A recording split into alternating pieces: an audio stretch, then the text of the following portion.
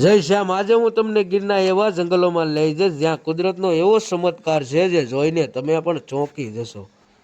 એક એવી જગ્યા જ્યાં કડકડતી ઠંડીમાં પણ પાણી ઉકળે છે અને ઢાળ પર ગાડીઓ એન્જિન વગર આપમેળે ઉપર ચઢે છે।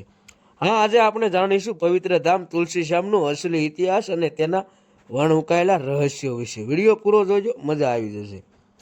તુલસી શ્યામનો ઇતિહાસ હજારો વર્ષ જૂનો છે। પૌરાણિક કથા મુજબ અહીં ભગવાન શ્રી કૃષ્ણએ જાલંધર નામના રાક્ષસનો વધ કર્યો હતો।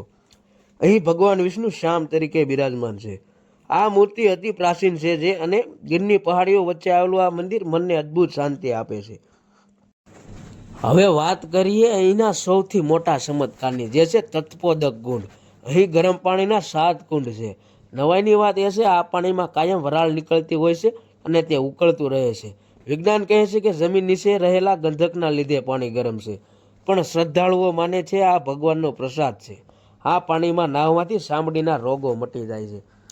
પણ સૌથી મોટું રહસ્ય તો મંદિરની બહાર છે। અહીં એક એવી ટેકરી છે જ્યાં ગુરુત્વાકર્ષણનો નિયમ કામ નથી કરતો। જો તમે ગાડી અહીં ન્યુટ્રલ ગિયરમાં ઊભી રાખો તો એ નીચે જવાને બદલે પહાડ તરફ આપમેળે ખેંચાવા લાગે છે। લોકો આને ભૂમિનો પ્રભાવ માને છે। તમે ક્યારે આ અનુભવ કર્યો છે? કોમેન્ટમાં જરૂર જણાવજો। તો આ હતો તુલસી શ્યામનો ઇતિહાસ। ચેનલને લાઇક, શેર, સબસ્ક્રાઈબ કરી વાળજો। જય શ્રી કૃષ્ણ। ફરીથી મળીશું એક નવા વિડીયોમાં।